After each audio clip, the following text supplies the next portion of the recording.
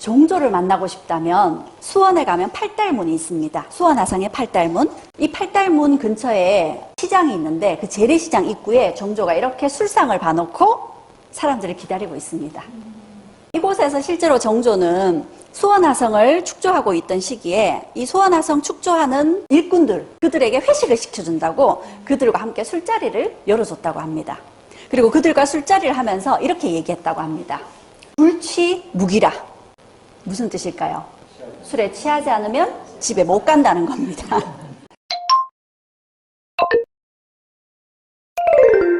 오늘은 만천명월 주인홍을 꿈꾸었던 조선의 개혁군주 정조의 모든 것입니다. 만천명월 주인홍이 뭔가 하는 거는 아마 마지막에 공개가 될 겁니다.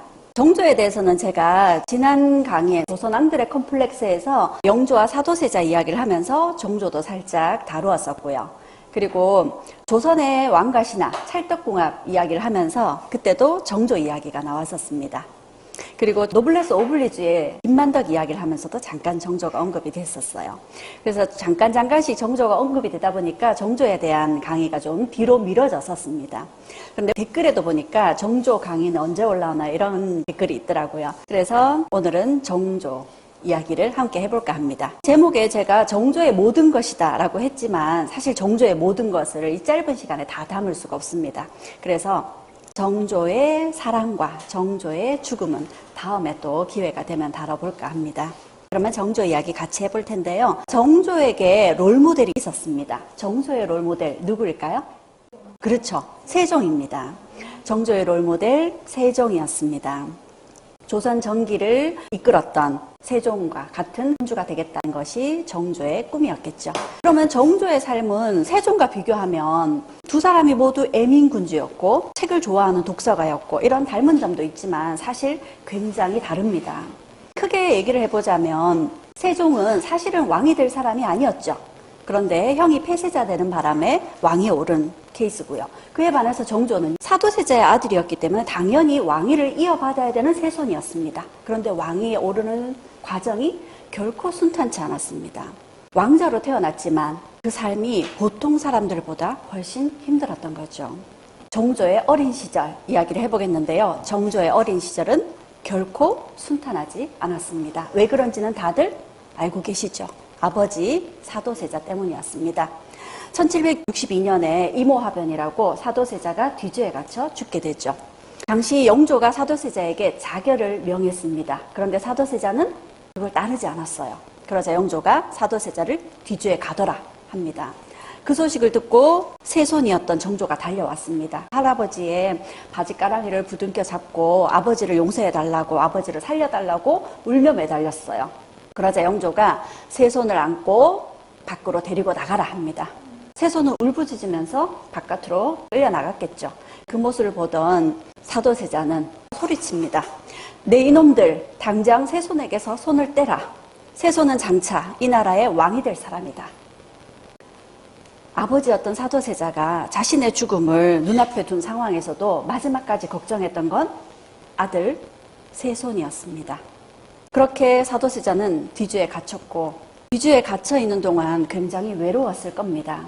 그리고 이때가 한여름이었어요. 떼약볕 아래에 뒤주에 갇혀있는데 그 당시에 여기를 지키던 포도대장 구선복이라는 사람이 있었습니다. 그 사람이 밑에 부하 장수들을 시켜서 안에 갇혀있는 사도세자를 희롱합니다. 떡을 먹고 싶으냐? 떡을 줄까? 술을 마시고 싶으냐? 술을 줄까? 그리고 또 구선복은 자신의 병조들을 시켜서 이 뒤주를 창으로 두들기고 흔들고 그렇게 하라고 시킵니다. 그렇게 뒤주가 막 흔들리자 안에 있던 사도세자 이렇게 이야기합니다. 어지럽다. 그만 흔들어 다오. 이게 사도세자의 마지막 말이었습니다. 그렇게 뒤주에 갇힌 채 7일이 지났습니다. 안에서 인기척이 없었어요. 뒤주 안에서 인기척이 없다고 보고를 올리자 영조는 하루를 더 두어라 합니다. 그렇게 하루가 더 지난 8일째 되는 날 사도세자는 주검으로 뒤주에서 나올 수 있었습니다. 그렇게 사도세자가 죽고 세손의 앞날은 더욱더 위태로웠습니다. 어느 날 세손이 잠시 자리를 비우고 다시 방에 들어왔더니 편지가 하나 놓여져 있었습니다. 그 편지를 보고 정조가 했던 말입니다. 차마 읽을 수도 없고 차마 들을 수도 없는 망령된 내용이다. 그 글 속에는 정조를 살해하겠다는 위협이 적혀 있었습니다. 이때 정조 나이가 11살입니다. 그런 위협을 받으면서 정조는 살아내야 했습니다. 그리고 자신의 일기, 존형각 일기라고 하거든요. 이 일기에 두렵고 불안하여 차라리 살고 싶지 않았다 라고 적고 있습니다. 그리고 또 그 일기에 바늘방석에 앉은 것처럼 두렵고 달걀을 포개놓은 것처럼 위태롭다. 그런 힘든 세손 시절을 겪어야 했습니다. 그래도 세손 정조에게 든든한 버팀목이 되어주신 분이 할아버지 영조였습니다. 할아버지 영조는 세손을 지키겠다고 세손과 함께 경희궁으로 거처를 옮겨서 거기서 지내십니다. 그리고 세손을 끌어안고 함께 주무셔요. 왜냐하면 세손이 밤마다 암살 위협에 시달렸기 때문에 제대로 잠을 자질 못합니다. 그렇게 할아버지가 세손을 안고 잔 다음 날은 꼭 이렇게 이야기를 하십니다. 선왕께서 이튿날 아침에 웃으면서 하교하시기를 어린 너를 품고 자느라 눈을 붙일 수가 없었단다. 세손이 잠버릇이 꽤 고약했나 봅니다. 그렇게 든든한 할아버지 덕분에 이 세손의 자리를 그나마 지킬 수 있었습니다. 그렇지만 할아버지와 같이 지내는 동안 어머니하고는 그 어린 나이에 떨어져 지내야 했습니다. 그리고 어머니와 헤어진 지 1년 반 만에 다시 어머니를 만났는데 자신도 모르게 왈칵 눈물이 쏟아졌습니다. 그 모습을 보고 영조가 안타까운 마음에 이 아이가 이리도 너를 그리워하니 내가 이 아이를 두고 가겠다 그럽니다. 그러자 어머니 해경궁 홍씨가 우리 모자가 지금까지 살아있는 건 전하의 덕분입니다. 빨리 이 아이를 데리고 가십시오. 그렇게 세손이었던 정조는 다시 어머니와 헤어져서 할아버지 영조를 따라가야 했습니다. 이 어린 나이에 세손이 느끼기에도 자신이 할아버지를 따라가야만 자신도 살고 어머니도 산다고 느꼈을 것 같습니다. 그런 위협 속에서 살던 세손에게 드디어 할아버지가 대리청정을 부탁합니다. 세손에게 대리청정 이야기를 하면서 이렇게 세손에게 물었습니다. 세손은 노론, 소론, 남인, 북인을 아느냐? 그리고 병조판서와 이조판서에는 누구를 임명하면 좋을지를 아느냐? 또한 나라 일과 조정일을 아느냐? 이렇게 할아버지가 물으시니 정조가 대답해야 되겠죠. 그런데 대답을 하기도 전에 홍인환이라는 사람이 대답을 가로챕니다. 전하, 동궁은 노론, 소론, 남인, 북인을 알 필요도 없고 이조판서, 병조판서에 누가 되면 좋을지도 알 필요도 없으며 더구나 조정의 일은 더욱 알 필요가 없다고 생각되옵니다. 이때 영조의 나이가 82이었습니다. 잠시 생각이 오락가락 하시기도 하시고 금세 뭘 잊어버리시기도 하십니다. 영조의 나이가 많다는 것, 세손의 지위가 불안하다는 것, 이런 걸 들어서 노론이었던 홍인환은 이렇게 세손도 무시하고 영조도 무시합니다. 그리고 또 어느 날인가는 영조가 세손에게 양위를 명하겠다 하면서 승지에게 명을 받들라고 합니다. 그러면 그 승지는 왕명을 받아 써야 되겠죠. 그런데 또 홍인환이 나서서 승지가 글을 못 쓰게 만듭니다. 이렇게 그 당시에 노론들은 영조에게도 세손에겐 당연히 아나무인이었습니다. 이런 위태로운 상황에서 어렵게 왕위에 다가가야 했었던 거죠. 당시 노론들의 명분은 이거였습니다. 죄인, 지자, 불이 군왕이다. 세손은 죄인의 자식이니 왕이 될 수 없다라는 거죠. 하지만 죄인의 아들이었던 정조는 결국 왕이 됐습니다. 그리고 정조는 어떤 왕이 됐을까요? 개혁군주가 됩니다. 개혁군주로서의 정조, 어떤 모습을 보였을지 궁금할 겁니다. 하지만 왕이 되는 순간 불행은 끝나고 이제 행복이 시작될 거다라고 생각할 수도 있지만 그렇지 않았습니다. 왕이 되고도 쉽지 않았죠. 일단 왕이 되기 위해서는 명분이 필요했습니다. 그래서 영조는 사도세자의 아들이었던 이산을 먼저 죽은 효장세자의 아들로 양자로 들여서 왕위를 잇게 했습니다. 그렇게 정조는 효장세자의 아들로 왕위에 올랐잖아요. 그런데 이렇게 왕위에 올랐던 정조가 왕위에 오르자마자 나는 사도세자의 아들이다. 그리고 이제부터 사도세자를 장원세자로 추존한다. 아버지를 죄인에서 신분 회복을 시켜줍니다. 그래야 자신의 정통성이 바로 서겠죠. 이 말은 노론에 대한 선전포고였습니다. 그러나 선대왕께서 종통을 둘로 나누지 말라고 하셨다. 그래서 그런 영조의 명을 따라서 나는 사도세자의 아들이지만 효장세자의 아들이기도 하다. 영조, 선왕의 명을 따르겠다. 노론을 안심시키고 이들과 함께 정치를 해나가겠다 하는 정조의 의지를 보여주는 말이었습니다. 그런데 정조 즉위 원년에 정조의 정각으로 자객이 침입했습니다. 정조는 이 자객들이 담장 위를 밟고 침전으로 침입해오는 소리를 듣고 급히 일어나서 옆에 있는 창덕궁으로 피신을 해야 했습니다. 그래서 다행히 이 암살 위협을 피했지만 이런 암살 위협이 이 해에만 7번이나 자행됐습니다. 왕이었지만 왕이 아니었던 겁니다. 누구보다 자신의 자리는 자신이 지켜야 됩니다. 그래서 정조는 자신의 반대 세력이었던 노론 벽파들, 이 노론 벽파들에게 아주 사소한 복수를 합니다. 노론 벽파의 핵심 인물들에게만, 당시 자신의 외할아버지이기도 했었던 홍인환에게, 그리고 자신의 아버지를 죽음으로 몰고 갔던 고모 화농주의 양아들 정우겸, 이 두 사람을 귀양 보냅니다. 그리고 사약을 내립니다. 그리고 역시 할아버지와 사도세자 사이를 이간질했던 정순왕후, 노론의 또 다른 핵심이었죠. 이 정순왕후의 일가였던 김기주 역시도 귀양 보냅니다. 그리고 마지막으로 자신의 외할아버지, 역시 노론이었던 홍봉하는 어머니를 생각해서 파직에 그치죠. 그런데 이거는 정조의 아버지였던 사도세자를 죽음으로 몰고 간 데 대한 복수가 아니었습니다.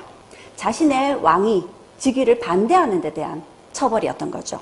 그래서 최소한의 사람들만 처벌해야 했습니다. 왜냐하면 아직 정조에게는 힘이 없었으니까요. 그 중에서도 정조가 가장 복수하고 싶었던 사람은 누구일까요? 그 아버지를 욕보였던 구선복이라는 사람이었습니다. 구선복으로 말할 것 같으면 손으로 찢어 죽이고 그 살점을 씹어 먹는 것도 부족할 것이다. 경연에 오를 적마다 심장과 뼈가 떨리고 얼굴을 대하고 싶지 않았다. 하지만 그가 병권을 쥐고 있어서 어찌할 수가 없었다. 이 구선복에게 언젠가는 정조가 복수하겠죠. 구선복에게 복수할 때까지 얼마나 걸렸을까요? 10년이 걸렸습니다. 구선복이 계속 병권을 쥐고 있었고 그 병권은 정조가 준 거였습니다. 이후에도 계속 그 사람에게 병권을 맡겨요. 밉지만 아직은 내가 그 사람을 칠 수 있는 힘이 없었기 때문에 그대로 자리에 두게 됩니다. 그리고 구선복이 다른 큰 죄를 저지른 일에 연루되자 구선복을 치게 되는 거죠.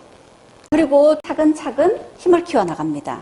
정조가 즉위한 지 거의 10년 가까이 됐을 때 자신의 친위 부대를 만듭니다. 장용영이라는 친위 부대를 만들죠. 그때는 묵과 과거 시험을 열어서 겨우 30명으로 시작을 했습니다. 그런데 이 장용영의 군대가 10년 후에는 무려 18,000명으로 늘어나게 됩니다. 그리고 이 친위 부대는 자신의 친위 부대이자 곧 조선의 부국 강병의 핵심인 사람들이 됩니다. 그래서 이런 사람들을 양성하기 위해서 무예 책을 편찬합니다. 무예도 보통지라는 책입니다. 이 책 안에는 조선뿐만 아니라 중국이나 일본까지 병법과 관련된 모든 것들이 그림과 함께 설명이 되어 있습니다. 그리고 이 병법서는 한글로도 발간을 합니다. 그래서 누구든지 이 책을 가지고 실력을 키워서 묵과 시험에 응시해서 자신의 기량을 조선을 위해서 쓸 수 있게 모든 신분의 사람들에게 기회를 열어준 거죠. 그래서 현재 이 무예도 보통지는 북한이 먼저 신청을 해서 유네스코 세계 기록유산으로도 등재되어 있습니다. 그렇게 조선을 부강한 나라로 만들었고요. 또 한편 규장각에서 많은 인재들을 등용을 합니다. 정조가 어떤 인재들을 등용했는지는 조금 이따가 또 소개가 되겠고요. 또 한편 정조는 성종 때부터 재혼한 여성의 자식은 과거 시험을 치를 수 없다라는 차별이 시작됐는데 그런 서얼에 대해서도 영조를 이어서 정조 때 이렇게 문을 열어줍니다. 능력 있는 서얼들은 규장각 검서관 등등의 직책에 채용을 하는 거죠. 그래서 서얼이라 해도 나라에 쓰임이 될 만한 사람이 어찌 없겠느냐 하면서 서얼들이 벼슬길에 나갈 수 있는 방법을 강구해보라 한 거죠. 그리고 또 한편 금난정권이라는 시전 상인들의 독점권을 폐지합니다. 그래서 백성이라면 누구나 자유롭게 상거래를 하고 상인이 되어서 거래를 할 수 있도록 허용을 해준 거죠. 이런 걸 통공정책이라고 하는데 이걸 통해서 조선의 상업이 굉장히 크게 발전했을 뿐만 아니라 백성들이 뭘 사는데도 가격이 갑자기 폭등한다든지 이런 거 없이 상업이 굉장히 안정이 되게 되죠. 그리고 또 한편 정조는 10살 미만의 아이들은 국가가 책임져야 된다. 그래서 부모를 잃은 고아들, 또 살기가 어려운 아이들, 국가가 책임질 수 있도록 아이들에게 쌀을 지급해주고 살 수 있는 길을 마련해줍니다. 그리고 또 한편 죄수들에게까지 이렇게 신경을 써줍니다. 여기 흡률전칙이라는 이 책을 통해서 죄수들에게 형벌을 내릴 때는 어느 정도의 규격에 맞춰서 형벌을 내리도록 법제화한 거죠. 그리고 또 죄수들을 감옥에 가두는 것은 그들을 힘들게 하려는 것이 아니라 그들을 교화시켜서 새 사람을 만들고자 하는 것이다. 그래서 감옥도 깨끗한 공간이어야 되고 죄수들이 목에 칼을 차고 있는 일은 없도록 하라. 이런 법전을 만들게 되죠. 그리고 정조의 관심은 노비들에게까지 향하게 됩니다. 인간으로 태어나 어찌 귀한 존재가 있고 천한 존재가 있겠느냐. 이 세상에 노비보다 더 슬픈 존재는 없다. 고로 노비는 혁파되어야 된다. 그래서 국가 소유의 공노비들 혁파시키기 위한 작업을 다 해놓습니다. 그리고 개인이 가지고 있는 산노비들이 있죠. 그 산노비들을 다 해방시켜주기 위한 국가 재정을 마련합니다. 그런데 이 일은 정조가 그만 갑자기 돌아가시게 되는 바람에 실현되지 못했어요. 그런데 공노비 해방은 정조 죽고 바로 순조 1년에 행해집니다. 근데 산노비 해방이 늦어지게 된 거죠. 만약 이때 정조가 공노비뿐만 아니라 산노비까지 해방을 시켰다면 우리나라는 세계 최초의 노비 해방 국가가 되었을 겁니다. 미국이 남북전쟁 중에 노예를 해방시켰죠. 그거보다 무려 60년이나 먼저 우리가 노비 해방을 이루었을 수도 있었던 겁니다. 그리고 정조는 당시에 요역이라 그래서 나라에 큰 공사가 있으면 백성들은 자신의 노동력을 제공해야 됐습니다. 그런데 정조는 이들에게도 모두 일당을 지급해줬죠. 일당을 지급해줄 뿐만 아니라 한여름, 아주 더운 여름철, 그리고 아주 추운 겨울철 한 달씩은 일을 쉬게 했습니다. 근데 그 밖에 더운 여름에는 칙서단이라는 영양제를 줘가면서 일을 시켰고요. 그리고 겨울철에는 털모자를 지급해줬다고 합니다. 그런데 그 털모자는 원래 3품 이상의 고위 관료들만 쓸 수 있는 거였거든요. 그런 귀한 것을 백성들에게 이렇게 내려주고 그 털모자를 쓰고 수원화성을 지으라고 하니 백성들은 아주 감동을 했겠죠. 그래서 자신들이 이 추위 속에서 일을 하면서도 아프지 않은 것은 임금의 덕분이고 이 모자 하나가 추위 걱정을 없게 한다 하고 정조를 칭송했다고 합니다. 지금까지를 들여다보면 정조가 우리가 알고 있는 많은 업적을 이룬 것도 맞지만 그 업적 속에는 소외된 사람들, 힘없는 사람들, 차별받는 사람들, 그런 사람들을 다 끌어안는 정책들이 들어있습니다. 정조가 그런 정책들을 펼 수 있었던 건 무엇 때문이었을까요? 자신이 그 힘든 시절, 어려운 시절을 겪으면서 왕에 올랐기 때문에 그들을 헤아릴 수 있었던 걸 겁니다. 정조가 이런 많은 일들을 행하면서 개혁군주가 되기 위해서는 정조 혼자의 힘으로는 해낼 수 없었겠죠. 정조 옆에 정조를 든든히 받쳐주는 내편이 있었기 때문에 가능했던 일입니다. 그러면 정조의 내편들, 정조의 남자들 누가 있을까요? 정약용을 가장 먼저 떠올릴 겁니다. 하지만 정약용 이전에 먼저 정조의 남자가 있었습니다. 홍구경이 정조의 가장 가까이에 있었습니다. 홍구경은 정조가 세손 시절부터 옆에서 비서처럼 함께 해줬었습니다. 그래서 정조가 왕위에 오르고 나서는 홍구경에 대해서 이렇게 이야기를 합니다. 경이 없었다면 오늘의 내가 어찌 있겠는가. 그러면서 홍구경에게 정조가 왕위에 오르자마자 중요한 요직들을 다 내립니다. 그러면서 홍구경의 지위가 갑자기 급부상을 했겠죠. 그럼 홍구경의 마음속에 어떤 생각이 자라날까요? 이 정조를 만든 건 나다. 그러니 앞으로 내 세상이 올 거다. 이런 생각을 갖게 됩니다. 그리고는 자신의 여동생을 정조의 후궁으로 드립니다. 자신의 여동생이 정조의 후궁이 되어서 아들을 놓으면 자신의 조카가 왕위에 오르게 되겠죠. 이런 아마 엄청난 꿈을 꾸고 있었나 봅니다. 그런데 자신의 여동생이 정조의 후궁으로 들어간 지 1년 만에 죽게 됩니다. 그러자 자신의 여동생이 독살된 것이다 하면서 애꿎은 사람들을 막 괴롭혀댑니다. 그리고 또 사사롭게는 사람들에게 돈을 받고 관직을 사고 팔고 이런 부정을 행했다고 합니다. 여러 차례 눈 감아줬지만 결국 홍구경을 그대로 두고서는 안 되겠다는 생각에 정조가 홍구경에게 마지막으로 봉조하라는 자리를 내어줍니다. 이 봉조하라는 벼슬은 사실은 벼슬이 아니에요. 고위 관료들을 예우해주는 의미로 종신토록 나라로부터 녹봉은 받지만 실무는 볼 수 없고요. 국가에서 중요한 행사가 있을 때는 참여를 하는 명예직이었습니다. 끝까지 그래도 홍구경에 대한 고마움을 이렇게 표했던 거죠. 그런데 모든 권세의 정점에 있다가 결국 떨어져 나오게 됐던 홍구경은 자신의 화를 참지 못하고 33세 나이로 요절하게 됩니다. 그리고 그 다음으로 정조의 남자, 여러분들이 다 아시다시피 정약용입니다. 정약용은 정조와 함께 더 이상 얘기할 바가 없는 사람이죠. 정약용은 수원화성을 설계하기도 했었고 이 수원화성의 축조를 거중기라는 걸 만들어서 훨씬 쉽게 하도록 만들었습니다. 그리고 정조가 어머니 해경궁 홍씨의 회가변 때 수원으로 가던 길에 이렇게 배다리를 만들어서 한강을 건너게 해준 뛰어난 과학자이기도 했습니다. 그런데 이 정약용 역시도 정조가 갑자기 죽게 되면서 끈이 떨어지게 되죠. 결국 귀양 보내지게 됩니다. 그리고 18년의 귀양 생활 동안 500권의 저서를 남기게 됩니다. 정약용의 신세는 정조가 죽게 되면서 맺혀졌지만 이 정약용이라는 사람은 우리 역사에서는 굉장히 큰 업적을 남긴 사람으로 자리를 잡고 있죠. 그 다음에 정조의 남자 누구일까요? 정조가 특별히 채용했던 서얼들이 있었습니다. 그 서얼들 중에서도 정조가 가장 아꼈던 사람이 박제가입니다. 근데 이 사람이 아주 독특해요. 이 사람의 생김새가 툭 튀어나온 광대뼈에 조선인으로서는 보기 드물게 눈동자색이 녹색이었다고 하고요. 그 탓에 놀림도 굉장히 많이 받았다고 합니다. 외모가 굉장히 독특했죠. 근데 독특한 게 그뿐만이 아닙니다. 이 사람 대식가였습니다. 한 끼에 냉면 3그릇에 만두 100개입니다. 굉장히 개성적인 사람이에요. 그런데 이 사람이 능력은 아주 출중했습니다. 어느 정도냐면 글도 아주 잘 쓰고 게다가 그림에까지 능했다고 합니다. 이 사람의 글솜씨와 그림솜씨, 사실 조선에서는 정조나 되니까 그 능력을 알아봐주지 서얼이기 때문에 조선에서는 대접 못 받습니다. 그런데 청나라에서 박제가의 글씨, 박제가의 그림 서로 살려고 난립니다.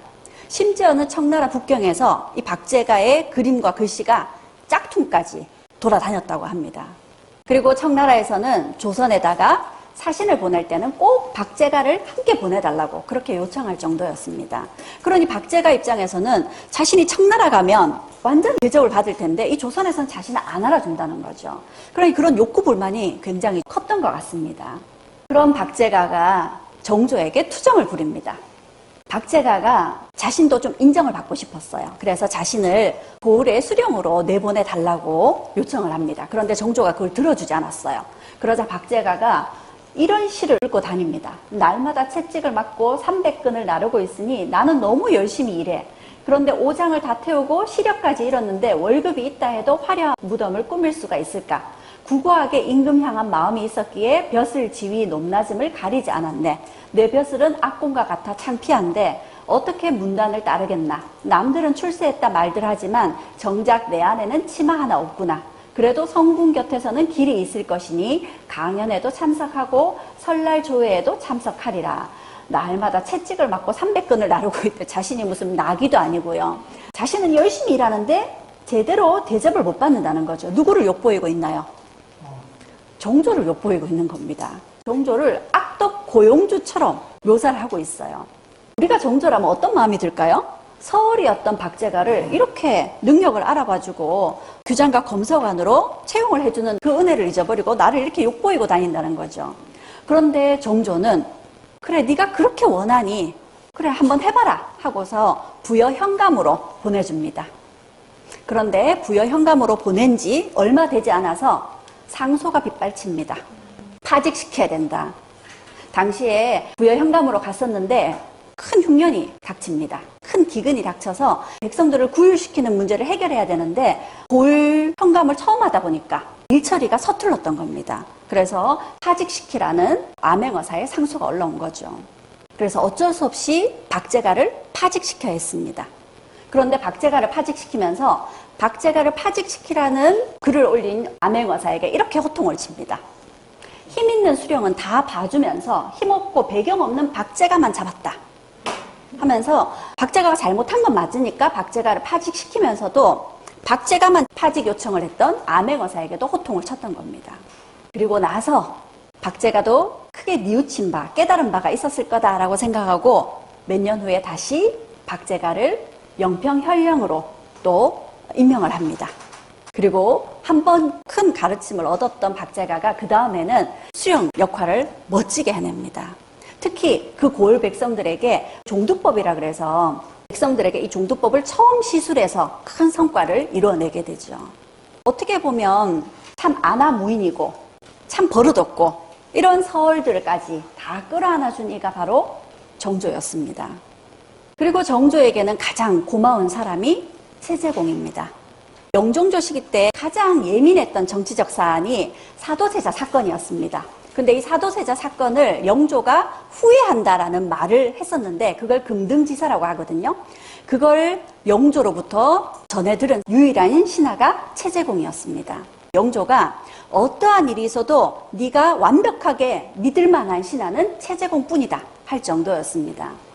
그런 최재공에게 정조는 그가 나를 저버리는 한이 있더라도 나는 그를 저버리지 않겠다 하면서 최재공을 크게 의지하고 자신의 치세에 정승으로 썼었습니다. 실제로 최재공이 정조의 곁에서 경제 전문가로 큰 활약을 하기도 했습니다. 마지막으로 정조의 남자 심한지입니다. 그런데 이 사람은 좀 경우가 다릅니다. 이 사람은 노론의 수장입니다. 노론 벽파의 수장이면 정조와는 적대관계에 있는 사람입니다. 심한지와 정조가 서로 조정에서 나눈 대화를 보면 이런 일이 있었습니다. 심한지가 이렇게 얘기합니다. 신들은 죽으면 죽었지 감히 그 명을 받들지 못하겠나이다. 그러자 정조가 이렇게 얘기해요. 경의 말이 너무 지나치다. 그러자 심한지가 다시 저희 정성이 부족하여 성상의 마음을 돌리지 못하였으니 저는 이제 물러가서 처벌을 기다리겠나이다 하고 물러나서 관모를 벗어놓습니다. 그 말은 제 뜻을 받아주지 않을 거면 저를 파직시키시오 이런 얘기입니다. 왕에게 맞서는 거죠. 그러자 정조가 우의정 심한지를 파직하라 그럽니다. 두 사람이 완전히 칼날을 세우고 맞붙은 거죠. 그리고 얼마 후에 심한지를 다시 영중추부사로 조정에 복귀시킵니다. 이 두 사람이 주위 사람들이 봤을 때는 아주 살벌할 정도로 나를 잔뜩 세워서 대치를 했어요. 근데 사실은 이게 짜고 치는 고스톱이었습니다. 두 사람이 사전에 편지로 내일 이렇게 하자 하고 정조가 다 시나리오를 짜서 심한지에게 얘기했던 겁니다. 그리고 심한지는 그걸 다 따랐던 거예요. 그 말은 심한지는 노론 중심이었습니다. 노론 벽파의 수장이었어요. 정조하고는 반대 세력이었는데 이런 심한지를 정조가 어떻게 한 거예요? 끌어안은 겁니다. 내 사람으로 만든 거예요. 이게 어떻게 가능했을까요? 정조는 이렇게 자신의 반대 세력을 칠 생각만 가진 것이 아니라 그들을 끌어안고 함께 이 나라를 위해서 자신의 정치를 차근차근 해나가면서 그들의 마음을 움직였던 겁니다. 특히 이 심한지의 마음을 어떻게 움직였는지는 조금 이따가 그 편집글에서 한번 들여다보도록 하겠습니다. 정조의 남자들까지 살펴봤는데 이번에는 정조의 취미생활입니다. 굉장히 궁금해지시죠? 왕들은 어떤 취미생활을 갖고 있었을까? 정조의 취미생활은 굉장히 독특합니다. 우선 정조는 아버지와 어머니의 영향을 받아서 어머니 해경궁 씨가 한중록이라는 책을 써냈죠. 어머니는 글솜씨가 대단하다는 겁니다. 그래서 어머니의 영향을 받아서 정조의 글씨도 굉장히 훌륭합니다. 뿐만 아니라 아버지 사도세자는 무예도 출중했지만 그림을 굉장히 잘 그렸다고 합니다. 그래서 정조 역시도 글과 그림에 굉장한 재능이 있었습니다. 정조란 사람은 원래 책도 많이 읽고 지식이 많으니까 우리가 학자군주라고 하기도 하죠. 그래서 이런 글과 그림에도 굉장히 능력이 출중했고 이런 그림들, 정조가 남겨놓은 글씨와 그림들이 다 보물로 지정이 되어 있기도 합니다. 그 다음 정조의 취미생활은 뭐였을까요? 정조는 활 쏘기 아주 잘했습니다. 무예도 출중했는데 특히 활을 쏘는 솜씨는 조선 전체의 5손가락 안에 든다고 합니다. 정조가 활을 5발씩 해서 모두 10번을 쏴요. 그럼 50발이죠? 그 50발을 쏘면 항상 49발을 명중시키고 마지막 한 발을 명중시키지 않습니다. 왜요? 이 50발을 다 맞추게 되면 너무 자만하게 될 거라는 거죠. 그래서 항상 마지막 한 발은 일부러 맞추질 않은 거죠. 조선의 명궁이었습니다. 그리고 정조, 술을 아주 좋아했습니다. 정조를 만나고 싶다면 수원에 가면 팔달문이 있습니다. 수원하상의 팔달문. 이 팔달문 근처에 시장이 있는데 그 재래시장 입구에 정조가 이렇게 술상을 봐놓고 사람들을 기다리고 있습니다. 이곳에서 실제로 정조는 수원화성을 축조하고 있던 시기에 이 수원화성 축조하는 일꾼들, 그들에게 회식을 시켜준다고 그들과 함께 술자리를 열어줬다고 합니다. 그리고 그들과 술자리를 하면서 이렇게 얘기했다고 합니다. 불취무기라. 무슨 뜻일까요? 술에 취하지 않으면 집에 못 간다는 겁니다. 굉장한 애주가였죠. 그리고 또 한편 정조는 애연가이기도 했습니다. 담배를 많이 폈다고 하죠. 그래서 재상이었던 최재공이 담배를 그만 피시라고 잔소리를 꽤 했다고 합니다. 그런데 정조는 오히려 과거 시험 응시자들에게 이런 문제를 냈다고 합니다. 모든 백성이 담배를 필 수 있게 하는 방안을 강구하라. 완전히 담배 예찬론자였습니다. 정조는 왜 이렇게 담배를 예찬했을까요? 물론 정조도 한때 잠깐 담배를 끊었던 적이 있었다고 합니다. 왜냐하니까 최재공과 함께 주막에 가서 탁주를 주문합니다. 그런데 주모가 탁주가 없대요. 아니 주막에 탁주가 없으면 술을 어디 가서 마시란 말이냐 하니까 흉년이 들어서 쌀이 없으니까 탁주를 만들지 못했다는 겁니다. 아무리 흉년이 들어도 이렇게 물으니까 백성들이 흉년이 든 데다가 쌀 농사보다 담배 농사가 돈이 더 되니까 쌀 농사 짓지 않고 다 담배 농사를 지었다는 거죠. 그래서 쌀이 귀해졌다는 겁니다. 그 말을 듣고서야 정조가 크게 잘못했구나 하고 담배를 끊었다고 합니다. 그런데 그게 쉽지 않죠. 담배를 끊으니 그 스트레스로 술 생각이 더 나는 겁니다. 정조는 왜 이렇게 담배를 예찬하게 됐을까요? 그 담배 예찬론을 들어보면 정조의 고민이 그대로 묻어납니다. 나는 어릴 적부터 달리 빠져 있는 것은 없었으나 책 읽는 것을 좋아하여 탐독하느라 마음과 몸에 피로가 쌓인 지 수십 년이었다. 책 속에서 생긴 병이 마침내 가슴 속에 항시 막혀 있어서 혹 뜬 눈으로 밤을 지새우기도 하였다. 즉위를 한 이래로는 책 읽던 버릇이 정무로까지 옮겨져서 그 증세가 더욱 심해져서 복용했던 빌랑나무 열매나 쥐눈이 콩만도 근이나 포대로 계산해야 될 정도로 많은 약을 복용했고 백방으로 약을 구해 보았지만 오직 이 남룡초에 힘을 얻었다. 이 남룡초를 피면 그 화기로 한담을 공격하니 가슴에 막혀있던 것이 자연히 없어졌고 연기의 진액이 폐장을 윤택하게 하여 밤잠을 안온하게 잘 수 있었다. 정치의 득과 실을 깊이 생각해야 할 때에는 뒤엉켜서 요란한 마음을 맑은 거울로 비추어 요령을 잡게 하는 것도 그 힘이었고 갑이냐 을이냐를 교정하여 퇴고할 때도 생각을 짜내느라 고심하는 번뇌를 공평하게 저울질하는 것도 그 힘이었다. 정조가 마음속에 그 많은 고민 그리고 가슴속에 그 많은 응어리들 이런 걸 그나마 풀어주고 잠시 마음의 위안을 삼게 해준 것이 담배의 힘이었던 겁니다. 정조의 또 다른 취미생활, 막말, 욕입니다. 편지에 호종자, 호로 자식이라고 막말을 해댑니다. 정조는 심한지에게도 많은 편지를 보냈지만 최재공에도 이런 신하들과 가끔 편지로 소통을 했는데요. 이렇게 막말을 해댑니다. 그리고 생각 없는 늙은이다. 심한지에게 했던 말입니다. 좀 더 구체적으로 들여다보면 경은 갈수록 입을 조심하지 않는다. 매번 입을 조심하는 일 한 가지만은 탈이 생기는 것을 면하지 못하니 경은 생각 없는 늙은이라 하겠다. 지나친 막말이죠. 뿐만 아니라 이 심한지에게 보낸 편지에 다른 신하를 또 욕합니다. 뒷담화를 하는 거죠.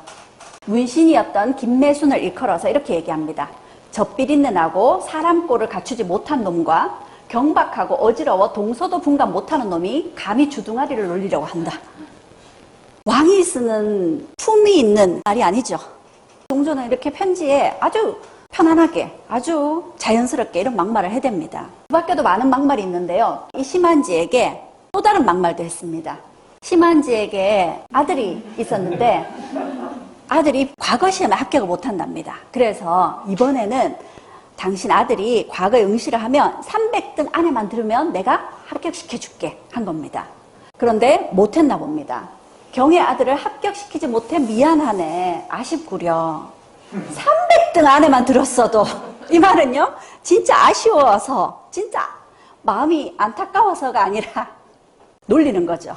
그리고 나서 다시 이렇게 이야기를 합니다. 300등 안에 들지 못하였으나 앞으로 어느 때인들 합격을 못하겠는가. 내가 굳이 이번에 합격시키려 한 것은 경이 더 늙기 전에 자식이 과거에 합격하는 경사를 보도록 하고 싶었기 때문이다 하고 다시 자신의 진심을 전하는 겁니다. 정조가 이렇게 막말로 편지에 담아도 심한지가 그걸 다 받아줄 만큼 두 사람 사이에는 깊은 신뢰가 쌓여 있었기 때문에 가능했던 거죠. 정조가 자신이 하고 싶은 대로 막말을 쏟아냈지만 다시 이렇게 또 그 사람에게 자신의 진심을 다시 전하는 겁니다. 이렇게 신하들과 아주 편안하면서도 솔직하게 자신이 하고 싶은 말들을 다 내뱉으면서 소통한 사람이 정조였습니다. 정조가 그 고통의 시간을 참아낼 수 있었던 것은 지금 살펴봤던 술을 좋아하고 담배를 즐기고 또 화가 나면 막말을 쏟아내는 그런 인간적인 모습을 가감없이 보였기 때문에 그 고통의 시간을 참아낼 수 있었던 걸 겁니다. 그러면 진짜 정조의 꿈은 무엇이었을까요? 정조의 꿈을 이야기하기 위해서 많은 이야기를 할 수도 있겠지만 저는 수원화성 이야기만 잠깐 해보겠습니다. 정조는 수원화성을 자신의 개혁 정치의 핵심으로 삼았습니다. 그리고 1795년 어머니 해경공 씨의 회갑연 때 그 회갑잔치를 수원화성에서 열기로 하고 수원으로 향하게 됩니다. 왜 어머니 회갑잔치를 수원화성에서 하느냐? 어머니와 아버지가 동갑이셨어요. 그래서 어머니가 회갑을 맞는 해는 아버지도 살아계셨다면 똑같이 회갑을 맞을 나이셨기 때문에 이 두 분의 회갑잔치를 이 수원화성에서 치르기로 한 거죠. 정조가 아버지의 무덤을 수원으로 옮기고 나서 10년 동안 12번을 아버지를 찾았습니다. 매년 아버지를 찾은 거죠. 그리고 아버지의 무덤을 찾으면 정조는 슬픔을 더욱 억제하지 못하고 옥체를 땅바닥에 던지고 눈물을 한없이 흘리면서 손으로 잔디와 흙을 움켜잡아 뜯다가 손톱이 상하는 지경에까지 이르렀다고 합니다. 아버지의 무덤 앞에 몸을 던져서 울부짖는 거죠. 그걸 곁에서 지켜보던 최재공이 이런 말을 하기도 했답니다. 혈루라는 거, 피눈물을 흘린다라는 게 어떤 건지 말로만 들었는데 그걸 본 것은 처음이었다. 정조가 피눈물을 흘리더라는 겁니다. 그리고 어머니가 회갑을 맞은 이 해에 어머니 해경공 씨는 남편의 무덤을 33년 만에 처음 찾았습니다.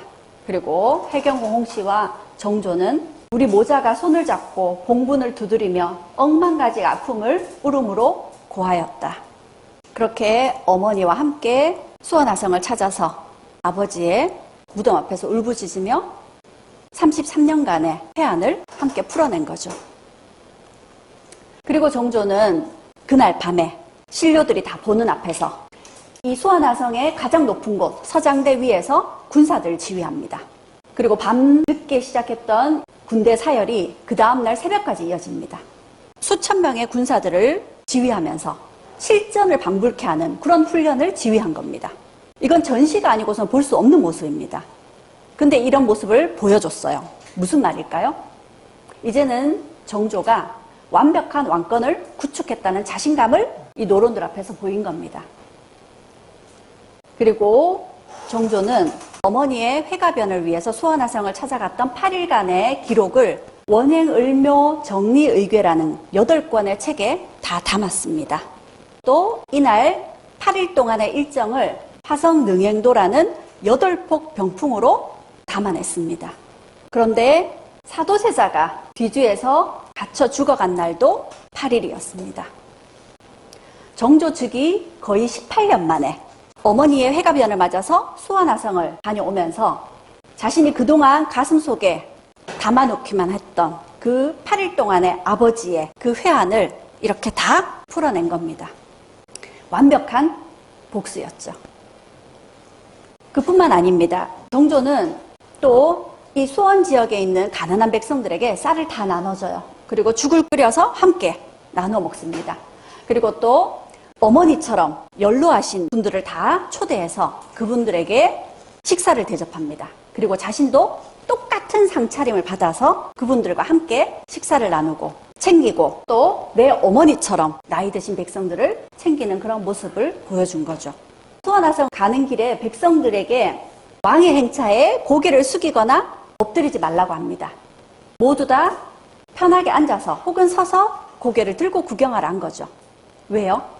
정조는 내 백성들이 지금 표정이 밝고 행복한지, 잘 먹어서 몸이 야이진 않았는지 내 눈으로 다 확인하고 싶었던 겁니다.